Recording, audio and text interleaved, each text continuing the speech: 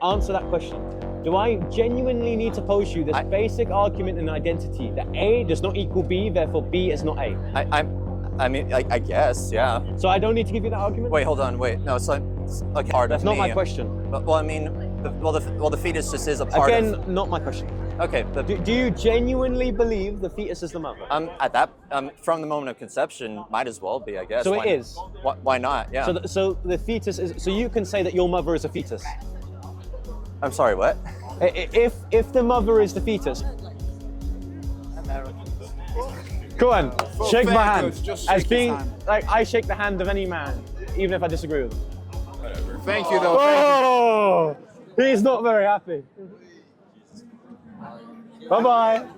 You've been silenced for very long, and every time you try to resist, they put you in jail. For my children. You control your mind for so long to the point where you let them decide what your kids should learn, what gender they will be. And now you've let them to come for the whole nation, destroying what Britain once stood up for. They use this media machine not to report the facts to you, but to tell you what to think and what you should do. Always be careful. They're hiding the facts behind the noise, and they're recruiting pedophiles to tell you how to behave. And these politicians who meant to protect you, they're out there smashing your head on the ground. And no jail time for them. This road we've been on has been very dark for a very long time, and it's time to shine a light on the truth and advocate for justice. We the people make the nation, and if we don't stand up and advocate for justice, then we certainly won't make this nation great again. So we have to create a place for that, a place that can contribute to a more informed society. And that place is Next Frontier Media.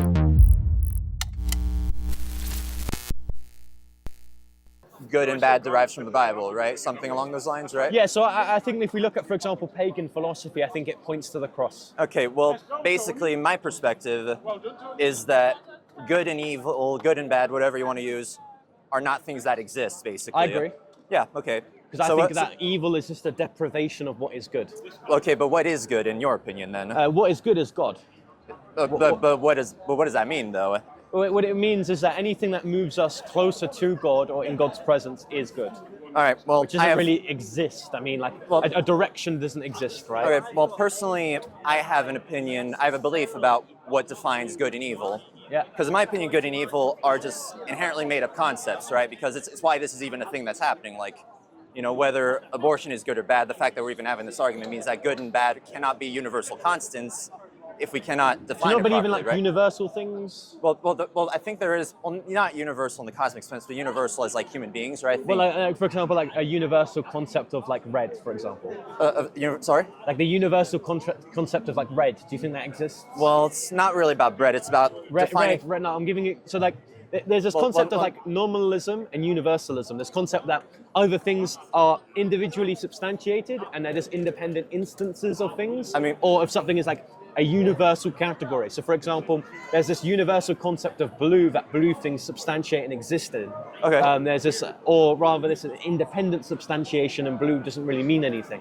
Similar thing with good and evil. I mean, I believe that there's this universal concept of good and evil. It doesn't really exist physically in the same way that a direction doesn't exist physically. Okay, but I disagree, actually. I think there is a universal concept of good and bad, not necessarily evil.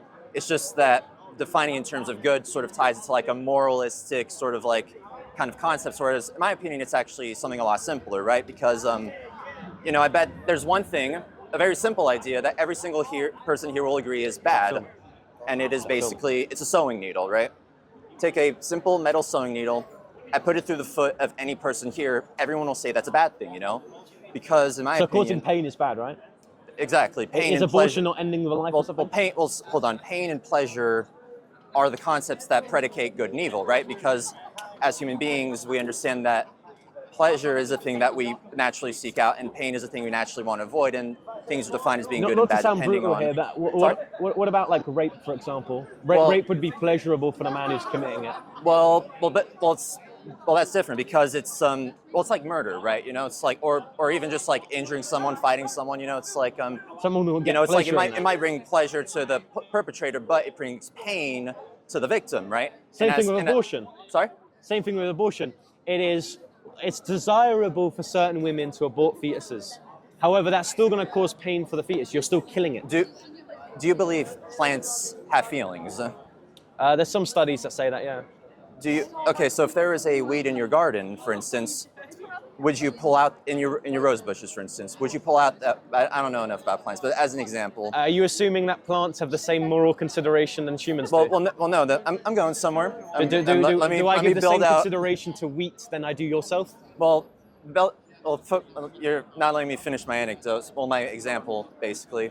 So plants, right? If there is a plant that is choking out a weed that is choking out all your other plants, would you pull it out, right? If it is causing harm, if it threatens the rest of the garden, basically, would you pull out that weed, right?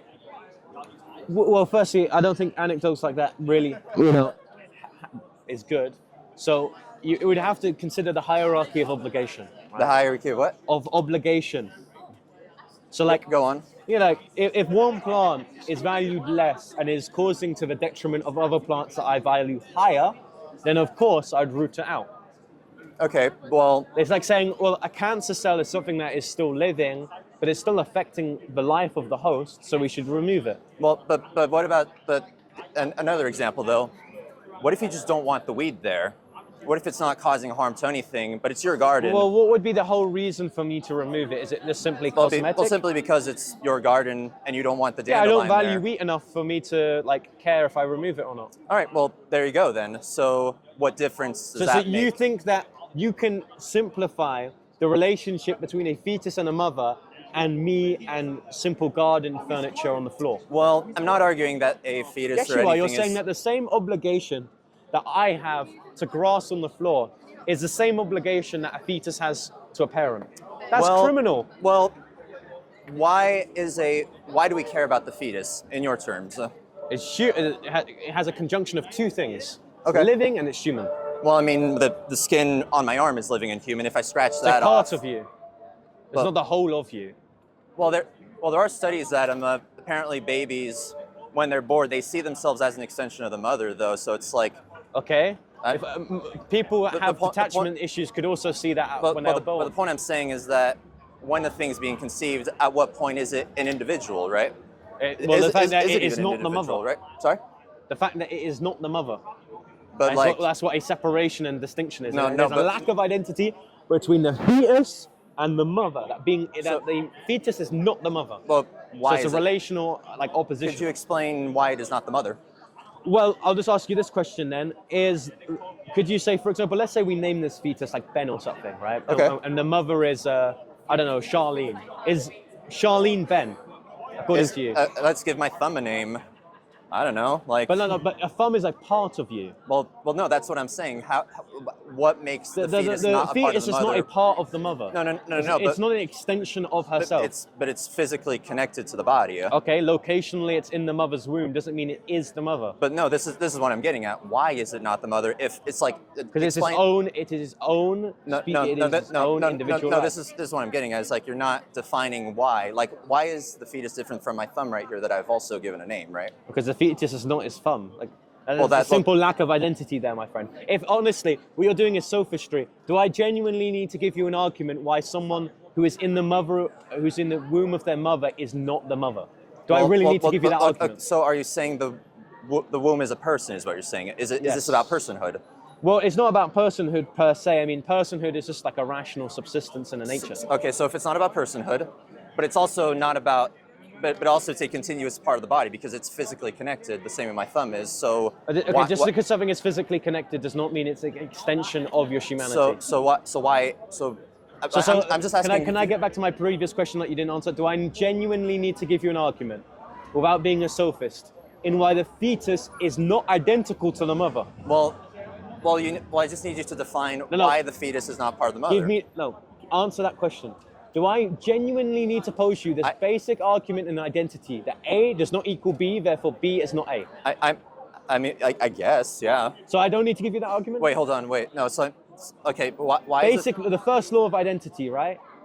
Okay, go on. Like A equals B, B equals C, therefore A equals C, right? Okay. In a similar fashion, if we were to say, well, your thumb is a part of you, it's not the whole. Yeah. If you want to talk about a fetus, for example, the fetus is A, the mother is B, there is a lack of identity between A and B, therefore A does not equal B. But what about my appendix then? How's that any different? It's a part of you, it's not the whole. Okay, but why you still haven't defined why the fetus is not a part and why it's a whole, right? Because there's a lack of identity, there's a separation. There's a difference between a distinction and a separation. Just because something is physically attached to the fetus. But where does the separation come from? Is it a the fact separation? that it substantiates its own humanity. It's what? Substantiates its own humanity. What? Could you explain in 3 sentences what that means? I'm not trying to refute you. I just need to. It's a pretty arbitrary limitation, but okay, yeah, because basically it feels like the sticking point is this arbitrary limitation. So I just want to.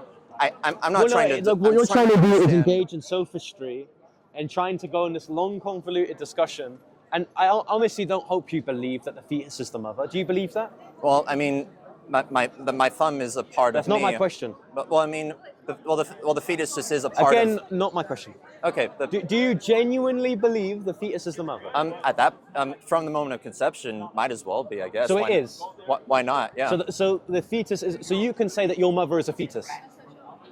I'm sorry. What? If the mother is the fetus, can you say that your mother? Let's say, for example, you have a brother on the way. Can you say that your mother is firstly male and is also the fetus? Well, it's kind of the same way. Am I the thumb, right? I am not the thumb. The thumb is a part of me, right? Yeah. So like So you can say your mum's part male. Wait, hold on. Where did the male thing come from? I'm just lost. Yeah, now. like once at some point in development, when the gender is revealed, Okay. and you have a brother on the way, can you therefore say that your mother is part male? I had fries this morning. Am I part fries? You know, right? It's like. No, but you're saying that this is a physical extension of the mother, i.e., therefore is the mother. I mean, just because it's in your digestion tract doesn't mean it is you. My question to you is the mother the fetus? You said might as well be. In that case, you can say that the mother is in part male, which is stupid. Well, I mean, okay, well, look, I mean, personally, the gender thing has nothing to do with anything because the gender thing is about, it could, you know, no matter how we're defining gender. So your mother is a hermaphrodite? Okay, well, however we're defining gender, whether it's a chromosome thing, whether it's a personal identity Let's thing. Let's purely talk about chromosomes. Let's not talk about like a social convention. All right, whatever. So you want to say your mother is a male? Well, no, I'm saying even in the chromosome terms, her chromosomes have not changed just because. Well, it is because she has a physical extension in your definition of someone that possesses the chromosomes, which identifies them as a male. Well, it's not her DNA though. Well, apparently it is because she said the mother is the fetus. So do you admit that there is a distinct DNA which the mother does not possess? Well, it's kind of like saying, you know, I ate fries, I absorbed those cells into the body. No, because you're not saying that the mother is the fries. You're saying, and you agreed, my previous question to you is the mother in part the fetus? And you said yes. Wait, hold on. Fascinating. I mean, but okay, so. Who just got? And maybe we can use the fry analogy to help you here. Just because the fries that your digestion is in the location of the mother's body doesn't therefore mean it is the mother. In a similar fashion, the fetus is in the womb, but doesn't have anything to do with being the mother. Unless you want to say that your mum is an hermaphrodite, in which I think that's incredibly insulting. Would you? Misappropriating your mother as a male? I mean, one, petty as hell. I was just saying, but like two, so what? So what? Like, what you lead into is firstly, you honestly believe that when your mother was, you know, when you were in your mother's womb, your mother was you and she was a male? The fact that you have to think about this just bizarres me. Like the mental gymnastics that people that oppose my opinion have to do in order to believe in this is astounding.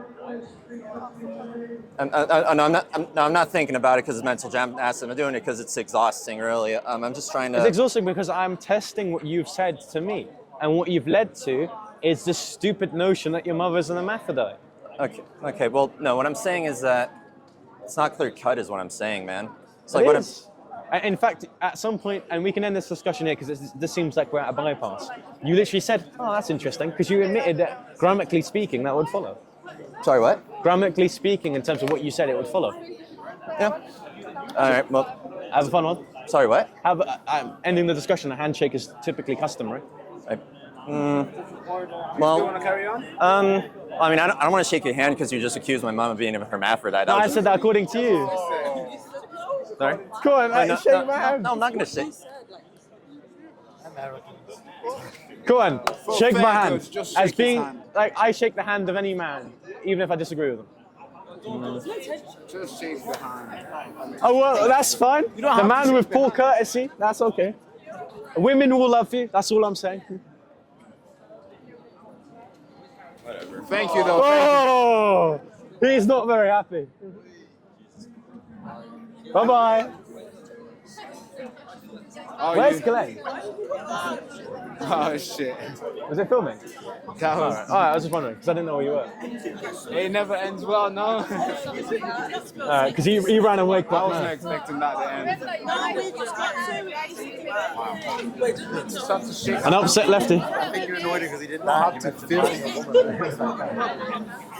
Hey, you ran him in circles, bro. Sorry, I've got another one for you. it's good fun, isn't it? Let's clip this on you. Go on right there. Hi there. So I don't necessarily want to argue with you because I was listening to your previous one and I really did appreciate your opinions. And I want to say thank you for doing what you're doing, first of all. It's amazing. I just want to ask you your opinion on something. Go on. And that opinion is this. Do you think that men and women have the right whenever to have children? Yes. Okay, right? When they have conceived that child through intercourse, do you think they have any rights to that child whatsoever? Yes, but I think you can opt out from them. Sorry? I think you can opt out to them, but I think that yes, they are. No, rights. so what I mean is, do they have the decision of whether to take that life or not to take that life? Of course not. There you go. And that was the main thing that I wanted to get across for the podcast and for the channel, is that once life has been created, that life is autonomous, you know, and it doesn't matter who has conceived it, who has not conceived it. It's just a case of it's a life and it's got its own autonomy. So thank you. Thank you. God bless you, sir. Boss, don't nick the guy's mic, man. Yeah, sorry, man. The Baraka show's on a low budget. They can't afford another one. God bless you. But yeah, does anyone else want to discuss on why I believe abortion is morally sickening? You got it now.